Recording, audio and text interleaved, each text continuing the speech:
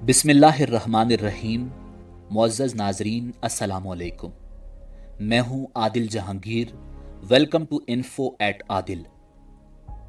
ناظرین، دنیا بھر میں رہنے والا ہر مسلمان یہ بات بخوبی جانتا ہے کہ خنزیر کا گوشت اسلام میں سختی سے منع ہے، مگر بہت کم لوگ اس بات سے واقف ہیں کہ آخر اسلام نے خنزیر کا گوشت کھانے سے کیوں منع کیا، خنزیر کب اور کیوں حرام ہوا، کیا خنزیر کا نام لینے کی بھی ممانعت ہے، کیا خنزیر کا نام لینے سے 40 دن مسلمان سے ایمان دور ہو جاتا ہے، جدید سائنس نے کیسے خنزیر کے گوشت کو نقصان دہ قرار دیا، اور آج کل روزمرہ کی انسانی ضروریات میں کس طریقے سے مسلمانوں کو خنزیر کے اجزاء سے بنی مصنوعات نہ صرف استعمال کروائی جا رہی ہیں بلکہ کھانے پینے کی بہت سی چیزوں میں خنزیر کے اجزاء شامل کر کے ایک سازش کے تحت مسلمانوں کو ایک حرام چیز کو کھانے پر مجبور کیا جا رہا ہے۔ ناظرین، یہی ہماری آج کی ویڈیو کا موضوع ہوگا، اور آج ہم قرآن و حدیث کی روشنی میں خنزیر کی ممانعت پر آپ کو مکمل تفصیلات فراہم کریں گے اور کچھ ایسے حقائق آپ کے سامنے لائیں گے جو یقیناً بحیثیت مسلمان ہر شخص کے لیے جاننا ضروری ہیں۔ مگر ویڈیو میں آگے بڑھنے سے پہلے اگر آپ ہمارے چینل پر نئے ہیں تو برائے مہربانی ہمارا channel info at Adil subscribe کریں، جہاں آپ کو بالخصوص اسلامک ہسٹری اور بالعموم دنیا بھر کی منفرد معلومات پر مبنی ویڈیوز ملتی رہیں گی۔ ناظرین، قرآن مجید فرقان حمید کی سورہ الانعام کی آیت نمبر 145 میں اللہ رب العزت نے ارشاد فرمایا، قُلْ لَا أَجِدُ فِي مَا أُوحِيَ إِلَيَّ مُحَرَّمًا عَلَى طَاعِمٍ يَطْعَمُهُ إِلَّا أَن يَكُونَ مَيْتَةً أَوْ دَمًّا مَّسْفُوحًا أَوْ لَحْمَ خِنزِيرٍ فَإِنَّهُ رِجْسٌ أَوْ فِسْقًا أُحِلَّ لِغَيْرِ اللَّهِ بِهِ فَمَنِ اضْطُرَّ غَيْرَ بَاغٍ وَلَا عَادٍ فَإِنَّ رَبَّكَ غَفُورٌ رَحِيمٌ۔ آپ کہہ دیجئے کہ جو کچھ احکام بذریعہ وحی میرے پاس آئے ان میں تو میں کوئی حرام نہیں پاتا کسی کھانے والے کے لیے جو اس کو کھائے، مگر یہ کہ وہ مردار ہو یا کہ بہتا ہوا خون ہو یا خنزیر کا گوشت ہو، کیونکہ وہ بالکل ناپاک ہے، یا جو شرک کے ذریعے ہو کہ غیر اللہ کے لیے نامزد کیا گیا ہو۔ پھر جو شخص مجبور ہو جائے بشرطے کہ نہ تو طالب لذت ہو اور نہ تجاوز کرنے والا ہو، تو واقعی آپ کا رب غفور الرحیم ہے۔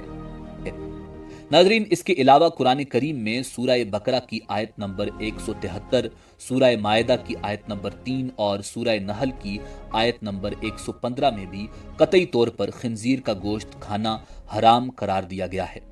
جبکہ سنن ترمذی کی حدیث نمبر 1297 میں بیان کیا گیا ہے کہ جابر بن عبداللہ رضی اللہ تعالی عنہ سے روایت ہے کہ میں نے فتح مکہ کے سال مکہ کے اندر رسول اللہ صلی اللہ علیہ وآلہ وسلم کو فرماتے ہوئے سنا، اللہ اور اس کے رسول نے شراب، مردار، خنزیر اور بتوں کی بیع کو حرام قرار دیا ہے۔ عرض کیا گیا، اے اللہ کے رسول، مجھے مردار کی چربی کے بارے میں بتائیں۔ اسے کشتیوں پر ملا جاتا ہے، چمڑوں پر لگایا جاتا ہے اور لوگ اس سے چراغ جلاتے ہیں۔ آپ نے فرمایا، نہیں، یہ جائز نہیں، یہ حرام ہے۔ پھر آپ نے اسی وقت فرمایا، یہود پر اللہ کی مار ہو، اللہ نے ان کے لیے چربی حرام قرار دے دی تو انہوں نے اس کو پگھلایا اور پھر اسے بیچا اور اس کی قیمت کھائی۔ ناظرین، قرآن و حدیث کی روشنی میں خنزیر ایک نجس اور حرام جانور ہے، اور اس کی یہ نجاست اس کے گوشت، چربی بلکہ ہر جزو میں سرایت کیے ہوئے ہے۔ اللہ سبحانہ و تعالی نے صرف گوشت کا ذکر اس لیے کیا کہ اصل مقصود گوشت ہی ہوتا ہے اور باقی اشیاء اس کے تابع ہوتی ہیں۔ اس لیے اس بات پر امت کا اجماع ہے کہ خنزیر نر ہو یا مادہ، زندہ ہو یا مردہ، اپنے تمام اجزاء گوشت، پوست، ہڈی، چربی، بال اور ناخن وغیرہ سمیت حرام ہے اور نجس العین، ناپاک ہے۔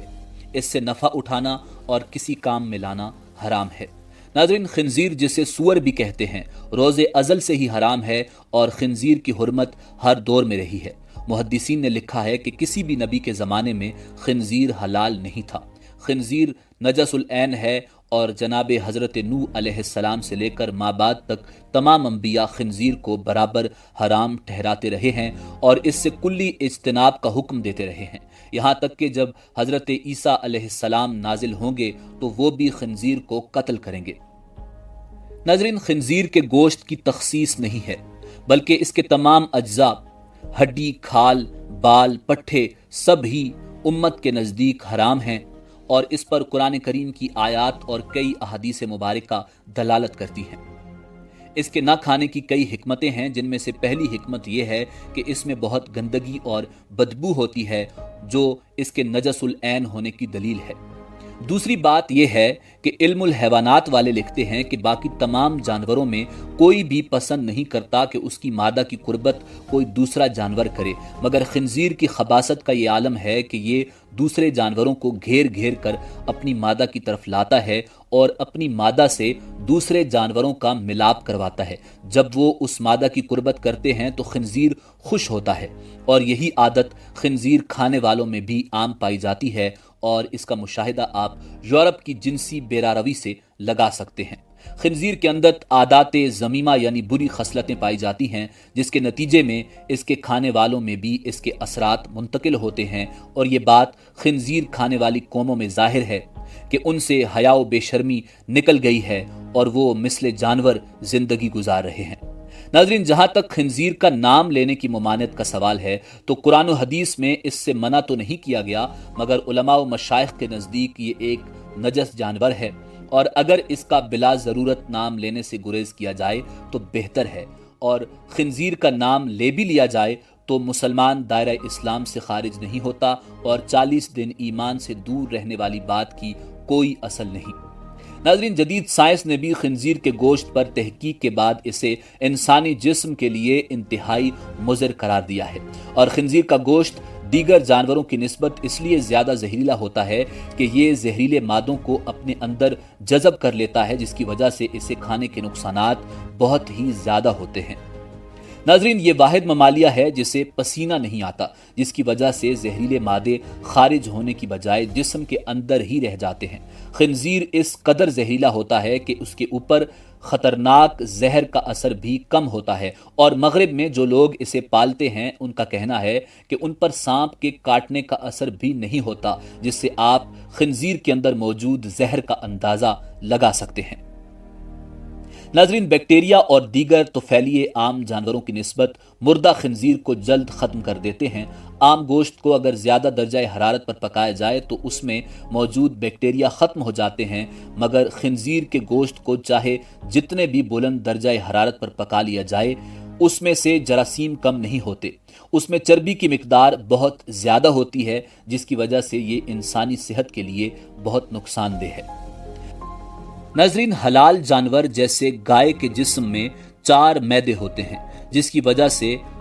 गाय का निज़ाम इन्हिज़ाम बहुत अच्छा होता है और ये खाने को हज़म करने में बहुत वक्त नहीं लेती, जबकि खिंजीर जो चीज़ खाता है वो 4 घंटों के अंदर उसके जिस्म का हिस्सा बन जाती है। कमज़ोर निज़ाम इन्हिज़ाम की वजह से इसका गोश्त जरासीम से भरा होता है। नाज़रीन,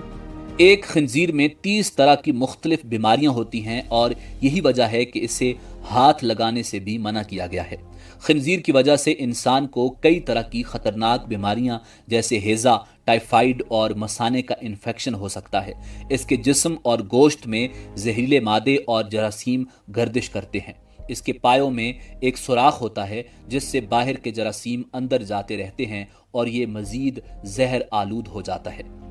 नाज़रीन, मुसलमान के लिए असल यही है कि वो अल्लाह के अहकामात में अल्लाह की इताअत व फरमाबरदारी करे और जिस चीज़ से अल्लाह रब्बुल इज़्ज़त ने मना किया है उससे रुक जाए, चाहे उसमें अल्लाह सुब्हानहू व तआला के हुक्म और ममानियत की हिकमत ज़ाहिर हो या ना हो। और मुसलमान के लिए शरई हुक्म से इनकार करना जायज़ नहीं, और अगर उस हुक्म की हिकमत ज़ाहिर ना भी हो तो मुसलमान के लिए उस हुक्म को नाफिज करने और उसे तस्लीम और उस पर अमल करने से तवक्कुफ करना भी जायज़ नहीं,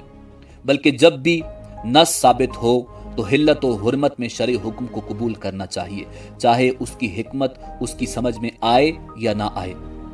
नाज़रीन, अब अगर आपसे ये सवाल किया जाए कि क्या आप खिंजीर का गोश्त खाते हैं,